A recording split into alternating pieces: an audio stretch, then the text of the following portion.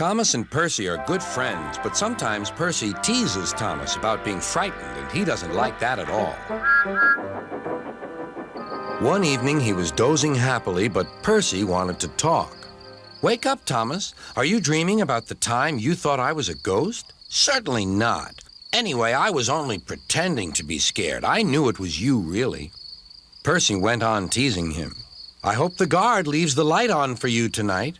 "Why?" asked Thomas. "I quite like the dark." "Oh, really?" exclaimed Percy. "I am surprised. I always thought you were afraid of the dark. I wonder why." Thomas decided to say nothing and went to sleep instead. Next day, Sir Topham Hatt came to see him. "I would like you to go to the harbor tonight. You have to collect something rather unusual." "What sort of something?" asked Thomas. "Wait and see," replied Sir Topham Hatt. Meanwhile, Percy was moving freight cars into a siding. Henry arrived with his goods train. The signalman changed the switches, and Percy waited on the siding until Henry had steamed by.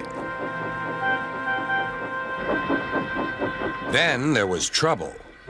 "The switches are jammed," called the signalman. "I can't switch them back for Percy. The workmen will have to mend them in the morning. It's too late now."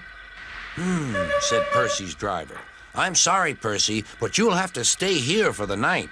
"Where are you going?" asked Percy. "Home for tea, spaghetti," replied the fireman. Percy was speechless. He watched as the other engines went home to the shed. Nighttime came, and Percy began to feel very lonely. "Oh, dear," he murmured. "It's very dark." Oh, what's that?" It was only an owl, but Percy didn't realize this. "Oh, I wish Thomas were here too," he sighed. Thomas was waiting for his mysterious load at the harbor. Suddenly, there it was. "Cinders and ashes," cried Thomas. "It's a dragon." "Don't worry," laughed his driver. "This dragon is made of paper. It's for the carnival tomorrow." Workmen lifted the dragon onto Thomas's low loader and put lights all round it for protection. Then Thomas set off into the misty night.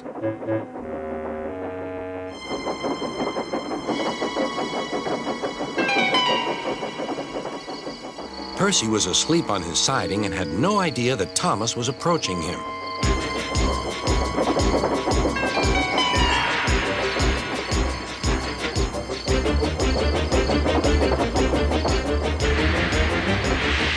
Percy woke up with a start.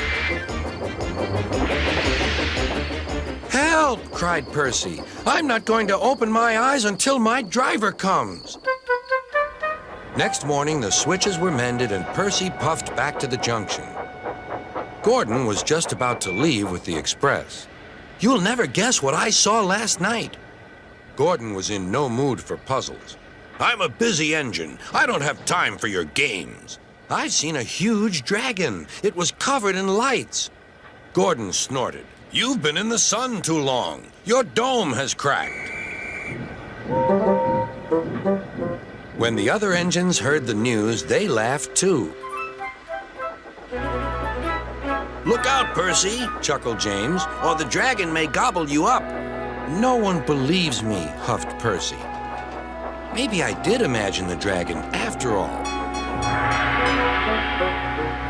But Percy soon found out that he hadn't. "Help! Save me!" cried Percy. "It's all right," whistled Thomas, and he explained about the carnival. "By the way, how was your night out?" Percy decided to tell Thomas the truth. "Well, Percy," said Thomas, "maybe we do get scared sometimes, but if we're not afraid to tell each other, then that means we're quite brave, too."